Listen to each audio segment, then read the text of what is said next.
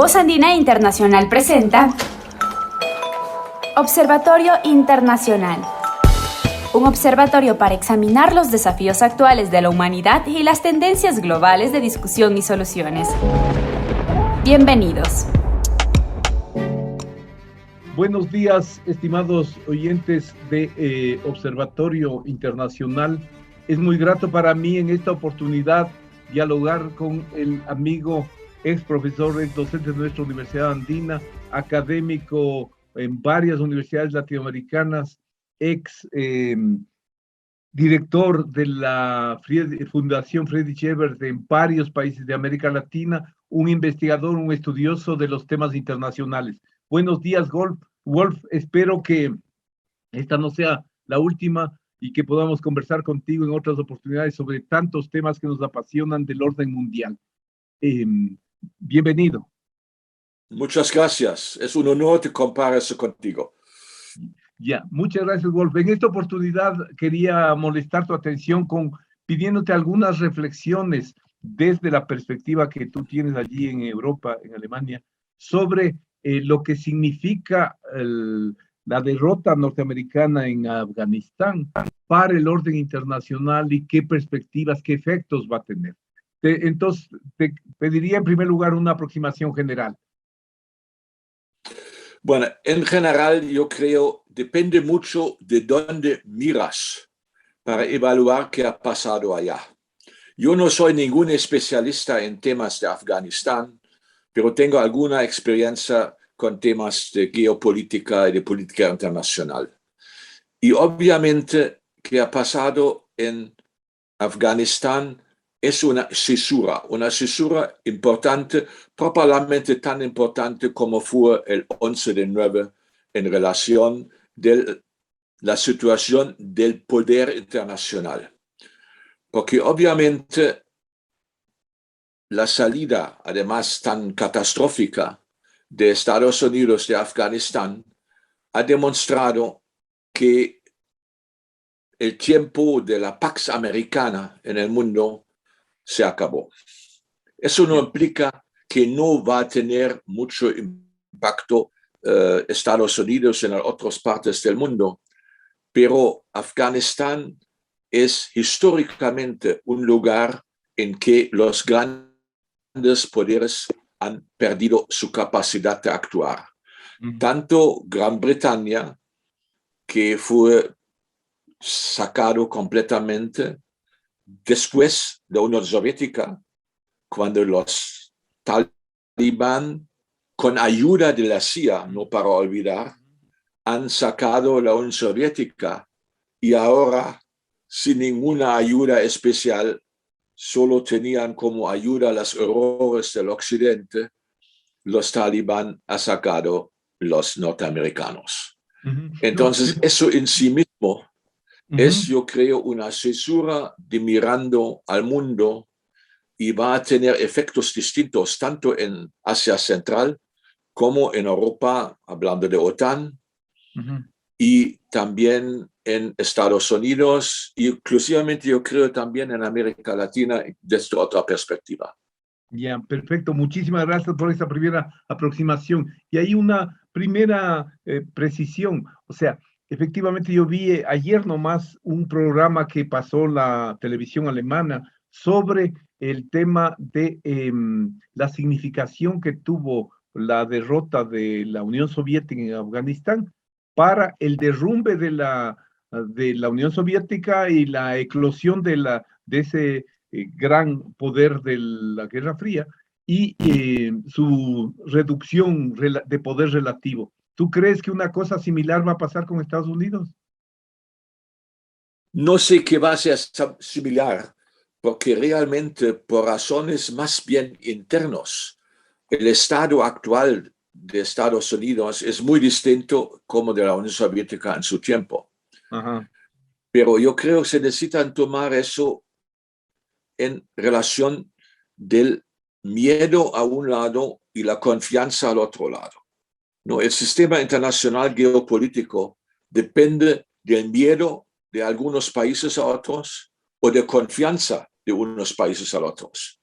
Y obviamente la confianza desapareció no solo en Asia Central, pero también en algunos países de OTAN, inclusivamente en Japón y especialmente en Taiwán. La situación de confianza en la actividad de sombra de seguridad de Estados Unidos es bastante limitada. Y al otro tiempo, a algunos países ha perdido el miedo de Estados Unidos.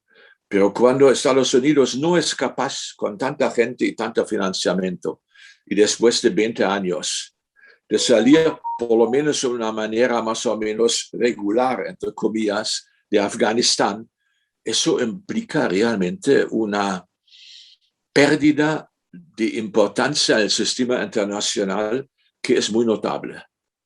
No, muy interesante lo que acabas de decir y me da lugar para plantear una pregunta de índole más teórica, más general. Escuchaba a un profesor francés, Bertrand Badi, que decía, que cuestionaba esta noción de hegemonía. Decía, la hegemonía, Tucídides la reflexionó allá para 4 o 5 siglos antes de Cristo y decía, es dominar, dar orden y mandar. A partir de eso, él dice, ha habido mucho sobredimensionamiento en asignar a los Estados Unidos el rol de poder hegemónico. Lo tuvo efectivamente durante un corto periodo de tiempo, pero en el resto no ha 70 sido. años. Así es. Prácticamente Pero luego después de la Primera Guerra Mundial, ya tenía prácticamente el dominio los Estados Unidos. Pero el caso de Estados Unidos es un poco distinto de otros imperios, no completamente obvio, pero por su capacidad de influir por las formas de vida, ¿no? La forma de vida de Occidente es principalmente organizado e influido por los Estados Unidos. Entonces, eso en sí mismo, y eso es un factor que fue muy importante, como sabes, también para los élites en Afganistán, eso es una cosa que puedes empujar cuando funciona en país, pero no puedes empujar eso cuando el país no funciona. Ahora, ¿no? ampliando un poco un país fallido no Ajá. tiene efecto esa forma de influencia. Ahora, yo he escuchado comentaristas norteamericanos que dicen que la derrota de Afganistán no altera en nada el poder relativo, el poder militar norteamericano.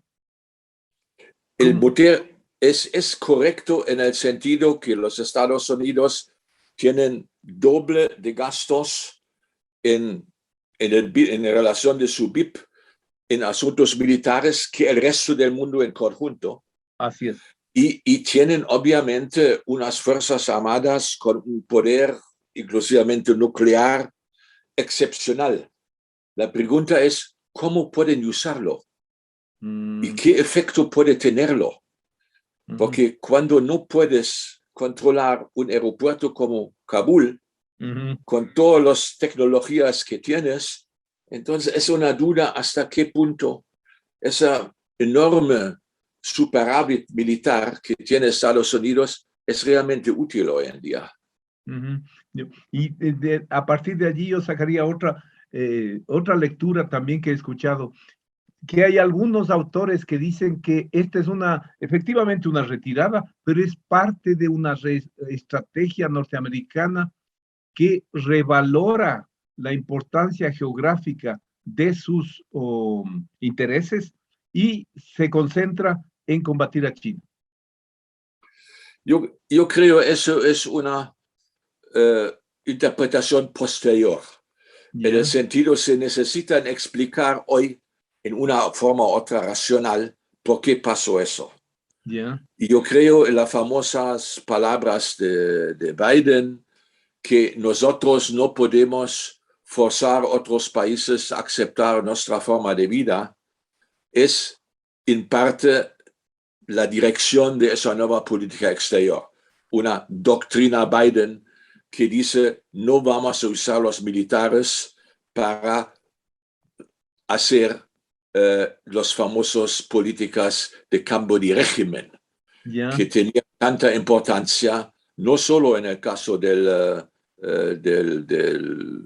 Libia y de Irak, pero todavía en los temas pendientes, como dicen en Washington, como es Irán, Venezuela y Cuba.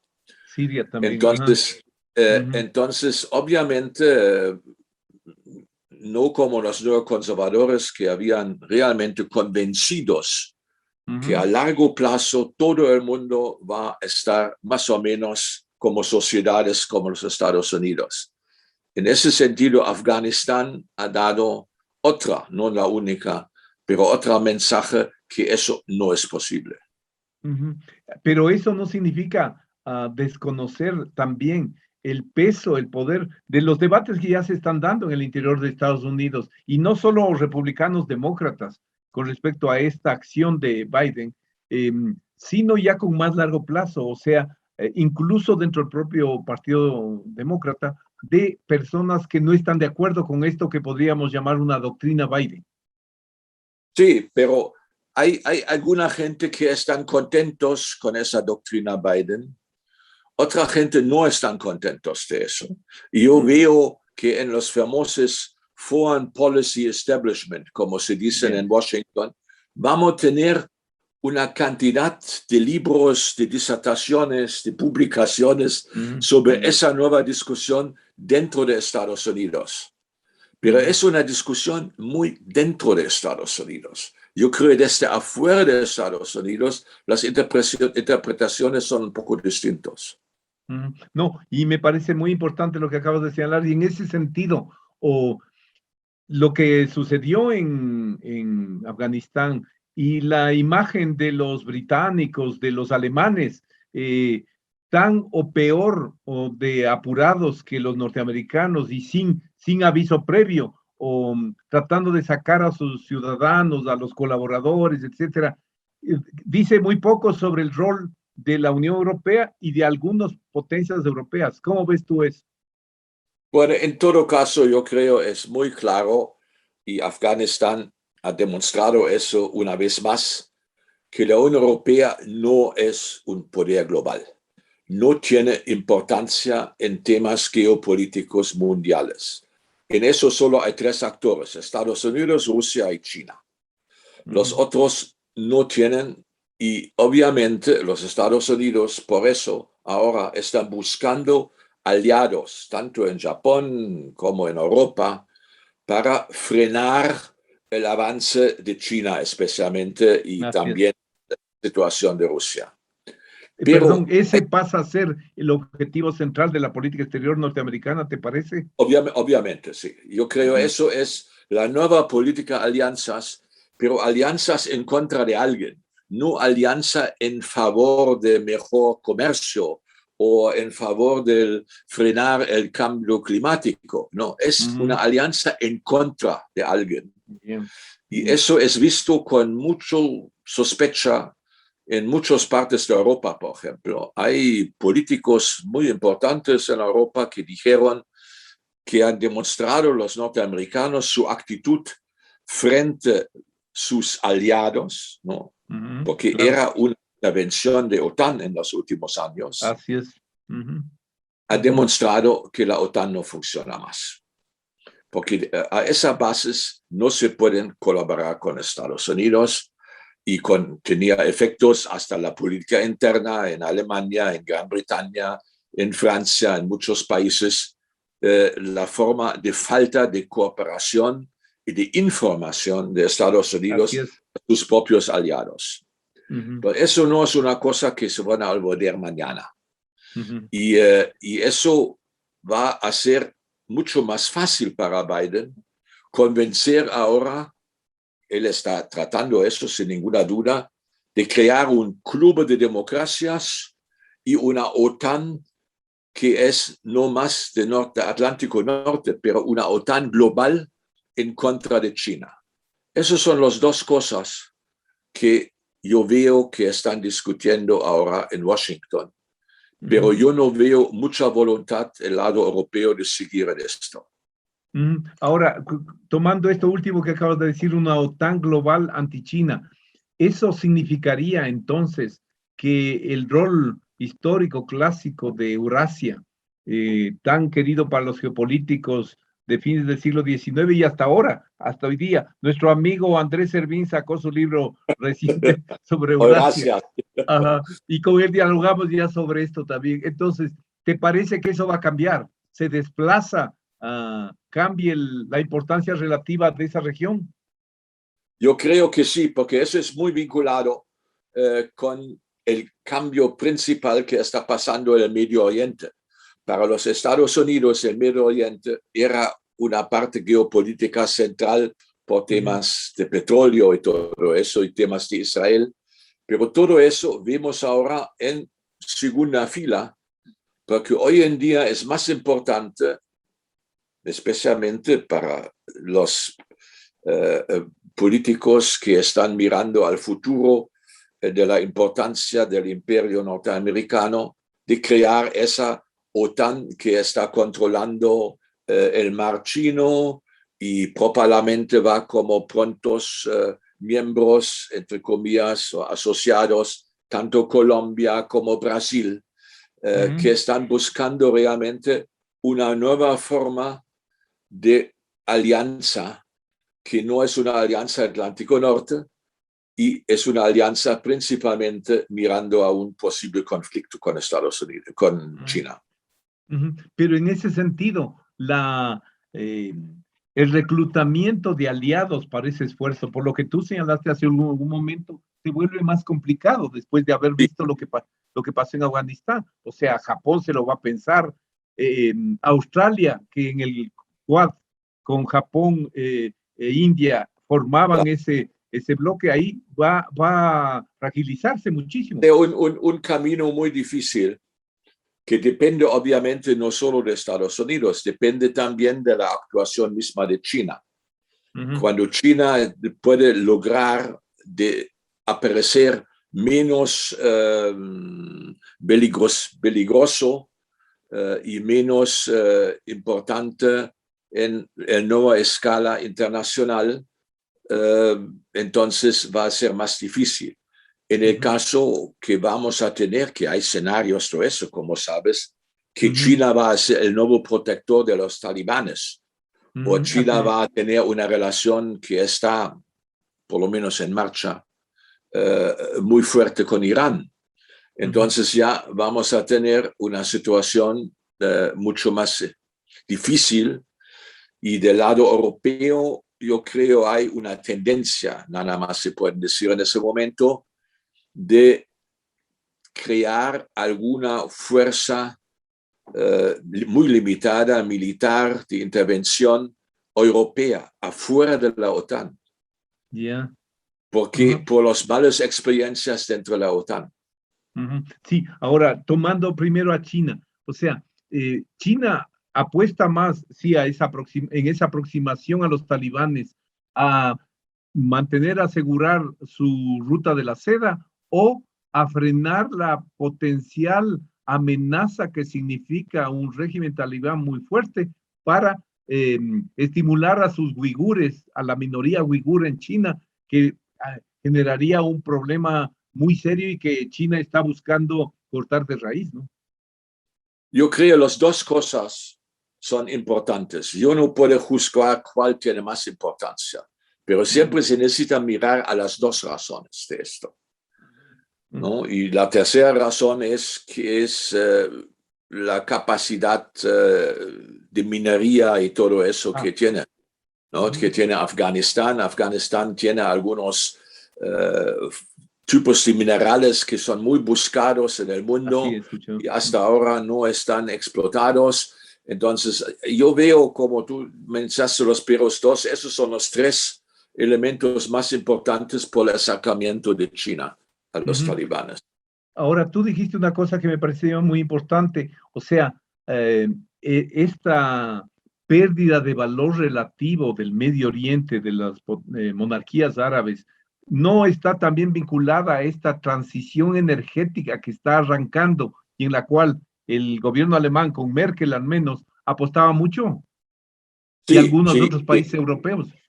sí, sí, sí, sin ninguna duda. Yo creo es siempre demasiado fácil de poner las cosas paralelamente, pero hay una relación con el fin de la Pax Americana, por lo menos a mediano plazo, con el fin del reino de petróleo. Las dos cosas están relacionadas, ¿no? Los norteamericanos nunca tenían la importancia internacional sin su capacidad de acceso al petróleo. Pero hoy en día están produciendo ellos mismos suficiente. Y además el petróleo es el enemigo principal del clima. Entonces estamos también en un cambio realmente de época en relación de forma como vamos a tratar el tema energético del futuro. Ya. ¿Y cómo ves desde el escenario europeo, si bien desde ya te invito en una próxima oportunidad para hablar sobre las perspectivas de futuro de Unión Europea, que me preocupa muchísimo, pero o dentro de Europa ha llamado la atención, bueno, el Brexit de Johnson apostando al imperio norteamericano se debilita. Macron se ha aproximado a Irak y busca reconstruir viejas presencia y aspiraciones en la región. Y Alemania, con una política bastante pragmática con Merkel, por ejemplo, llegó a negociar la terminación del Nord Stream 2 mostrando independencia frente a Estados Unidos. Pero ¿cómo ves tú en este último caso? ¿Va a ganar finalmente la socialdemocracia la presidencia en Alemania? ¿Y eso cómo afectaría a esto del Nord Stream? ¿Qué posición tenía el Partido Socialdemócrata frente a eso? El problema es que hoy en día nadie puede decir quién va a ganar en 10 días. Eso teníamos una campaña a un lado es muy aburrida porque los temas internacionales casi no aparecían en la campaña, pero al otro lado muy sucia, una campaña muy fuerte porque teníamos el gobierno de la centro derecha en poder 16 años con Merkel. Entonces hay mucha gente en Alemania, especialmente en la juventud, es un tema generacional también, que dice no puede seguir así la política de Alemania. Al mismo tiempo, los intereses económicos están muy vinculados con el gobierno de centro derecha y con el gobierno de Merkel. Y entonces es completamente abierto quién va a ganar. Yo tengo la impresión, especialmente por la persona del posible canciller, el señor Scholz, que es más bien a la derecha de las socialdemócratas y por eso tiene chance de ser elegido. Entonces, él no va a cambiar la política exterior en una manera notable. Él es muy proamericano, pero al mismo tiempo, porque es pragmático, es muy en favor de continuar la política muy abierta y muy clara con China, porque China es el valor económico más importante, las relaciones con China que tiene Alemania, ¿no? Entonces, por eso la idea, todos en contra de China, nunca va a tener un apoyo en Alemania. Eso es imposible. Y eso se va a manifestar incluso en la cuestión de la 5G, o sea, va a tener suficiente autonomía, los países de la Unión Europea van a tener para optar por lo que más les convenga en estas opciones de la revolución tecnológica, o los van a seguir Estados Unidos en su boicot a Huawei y a China. No, yo no creo que no van a seguir eso. Eso yo no veo. Van a tener probablemente en algunos temas que no son tan centrales para sus propias industrias, van a decir, sí, estamos a favor de Estados Unidos. Pero en los temas centrales, por ejemplo, el comercio automotriz y todas esas cosas que con China, o el comercio energético con Rusia, los alemanes, por intereses muy propios, no pueden seguir la política de Estados Unidos. Ya. Ahora, aprovechando tu amplísimo conocimiento sobre América Latina, ¿cómo impactaría en América Latina esto de Afganistán? ¿Se va a reconcentrar Estados Unidos en su patio trasero? ¿Vamos a tener una política más agresiva? Claro, el punto uno de la agenda para Estados Unidos, que significa América Latina, es migración, y el otro es el narcotráfico. Pero, y es sorprendente cómo Biden ha seguido y endurecido la política contra Cuba y Venezuela, por ejemplo, y Nicaragua. Claro. No, es obvio. El tercer tema muy importante para Estados Unidos en América Latina, no has mencionado, que es el cambio climático. Y por eso las relaciones con Brasil van a ser muy difíciles, porque en ese tema Biden es muy claro, es tan claro como frente a China, ¿no? Ellos quieren marchar y cambiar todas las reglas en relación al cambio climático. Perdón, entonces va a pesar para tratar de evitar una reelección de Bolsonaro. Exacto, sí. Yo creo que Bolsonaro no tiene chances, y ese pensamiento tampoco, pero al mismo tiempo yo veo que en general los Estados Unidos, con la excepción de México, porque México es un caso muy especial en América Latina, con Estados Unidos, como en algún tiempo, te recuerdas, los mexicanos mismos se llamaron norteamericanos. Entonces, es un tema que siempre necesitan apartar un poco del resto de América Latina en relación de Estados Unidos.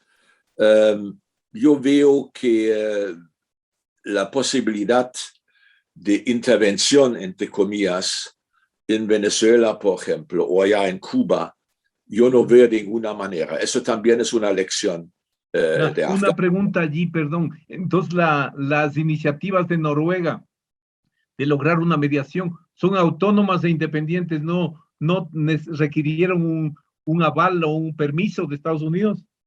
No querían un permiso de Estados Unidos, pero por lo menos alguna parte de la Casa Blanca o Departamento de Estado están muy felices sobre eso. Pero ellos ven también, no son tontos tampoco, que un aval formal sería contraproducente. Por supuesto. Entonces tú no, bueno, se quedaría excluida la opción de una intervención agresiva que ciertos sectores del trumpismo querían impulsar contra Venezuela. Exacto. Directamente. Eso es afuera de serie. También yo creo toda la idea de democratizar la región en el sentido norteamericano no va a tener mucho empuje en el futuro. Eso también es un efecto indirecto de Afganistán, y al mismo tiempo van, como mencionábamos antes, buscar aliados en contra de China. Y en ese caso, ya yo creo la capacidad de seguir, o la voluntad política, más bien dicho, de seguir, puede ser más alto en América Latina que en Europa.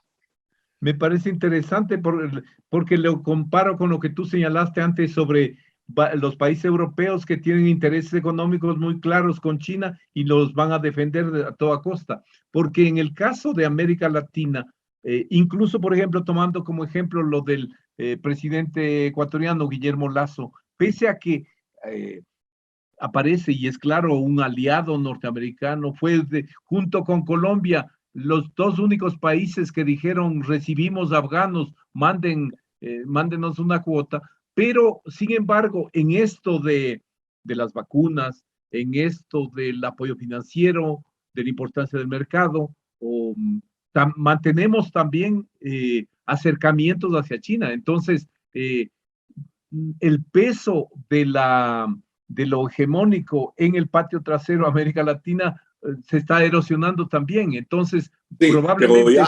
Pero ya hace una década eso. Ajá. Ya hace una década China ha logrado, por lo menos en 5 o 6 importantes países sudamericanos, la primera línea de exportación y de inversión, especialmente inversión, infraestructura y todo eso. Yo creo que en otra conversación más especulativa, yo dijo recién en un programa de radio en Alemania, yo creo que algunos líderes, o más bien algunos de los poderes fácticos en América Latina, van a tener suficiente pragmatismo de mandar sus hijos pronto de estudiar en China. Sí, sí, es muy probable. Ahora, bien, para ir ya terminando, entonces tú dices, esto, Afganistán, significa el fin del sueño norteamericano de otro siglo, de Sí, hegemonía, sí. absolutamente. Ya, tú ves No, entonces, no es el único indicador, pero es un indicador actual muy fuerte. ya. Pero dentro de esa perspectiva, las dinámicas económicas no son las que van a primar un poco en este post-Afganistán. No, no sé, porque la situación económica ahora depende mucho de los efectos de la pandemia Así es. y especialmente de la interrupción de las cadenas de valor y cadenas de producción. Y yo creo que eso también sería muy probable uno de los grandes cambios para los próximos años. Así es. No se van a rehacer las cadenas de producción de antes. Se van a tener mucho más miradas nacionalistas, entre comillas, para tener suficiente producción de medicamentos, de eso, de otro, en su propio país o en la cercanía, en países que son más posibles de manejar.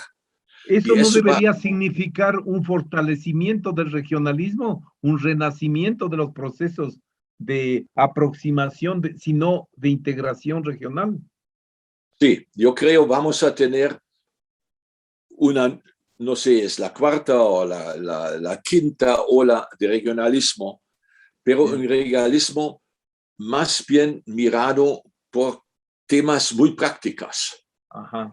¿Quién puede viajar y trabajar en qué país?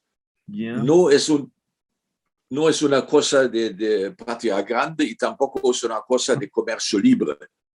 Son otros temas ahora, ¿no? Garantizar cadenas de producción, tener un beneficio no solo pero tri o cuatrilateral entre varios países en temas energéticos. Yo creo todo eso va a ser mucho más específico y más temático y menos general, ¿no? Nosotros somos todos amigos. Eso no va a funcionar y no ha funcionado en la región.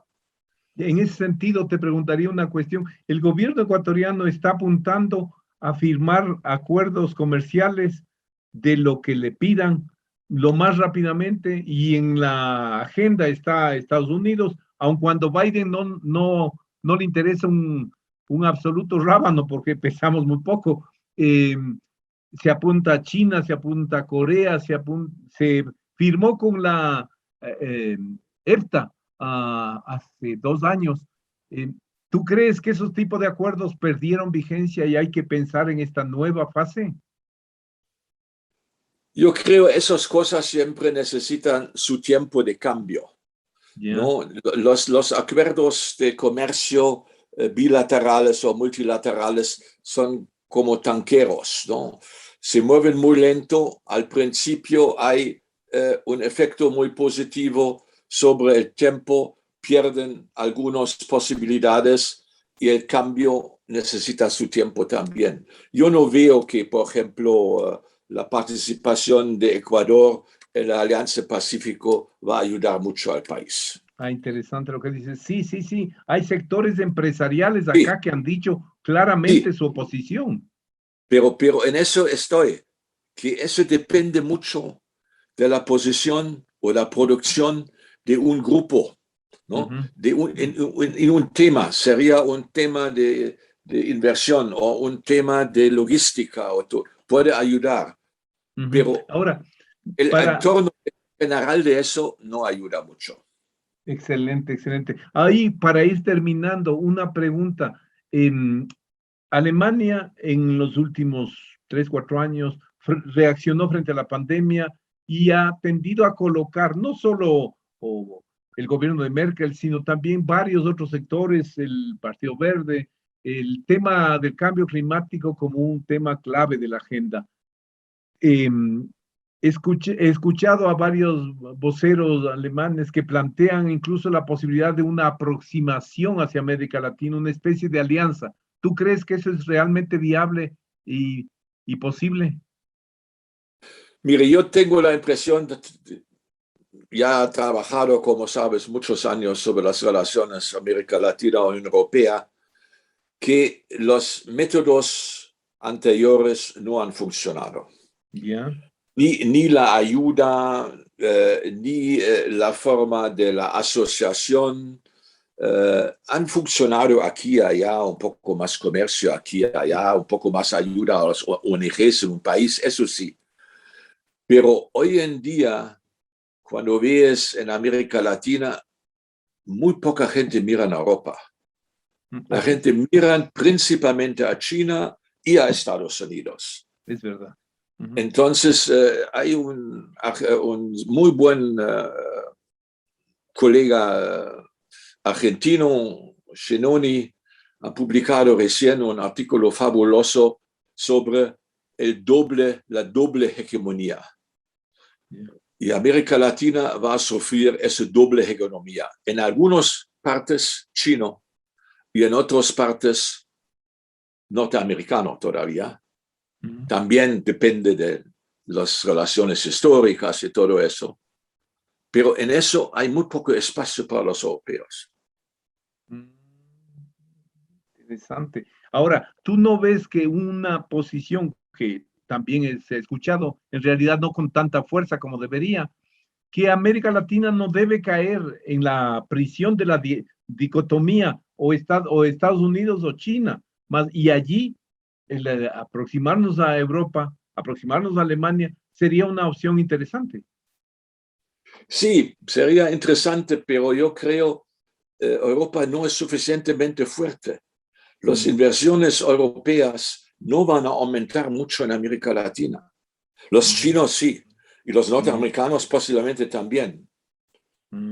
Entonces, necesitas mirar eso muy fríamente, ¿no? Obviamente hay relaciones intelectuales y políticas y todo eso, pero al final de cuentas es quién va a invertir los próximos 100.000 billones en América Latina. Y eso no serían los europeos. Pero bueno, pero un rol proactivo, importante hacia el cambio climático, por ejemplo, la prioridad al cambio climático en organismos multilaterales, hablando Naciones Unidas, Banco Mundial, el FMI incluso, o allí no podría jugar algunos países europeos, digamos Alemania, Francia, un papel más activo, más interesante. Eso sería muy posible. En el futuro, tengo la impresión, no va a ser muy bilateral eso. Yo creo muchas de esas actividades, especialmente en el contexto de organismos internacionales, va a ser manejado completamente desde Bruselas. Y en Bruselas, obviamente, hay una gran desilusión que los grandes esfuerzos de tener algunas contrapartes regionales en América Latina ese es el problema. Han pasado completamente, ¿no? Vamos a tener, yo creo, ese mes una reunión CELAC-China, pero no tenemos desde 4 años ninguna reunión CELAC-Unión Europea. Yo creo que ese en sí mismo ya está demostrando las dificultades. Así es. No, muchísimas gracias, querido Wolf, por esta conversación. Marco Romero, anfitrión del programa Observatorio Internacional, les agradece su sintonía a este programa. Hasta pronto.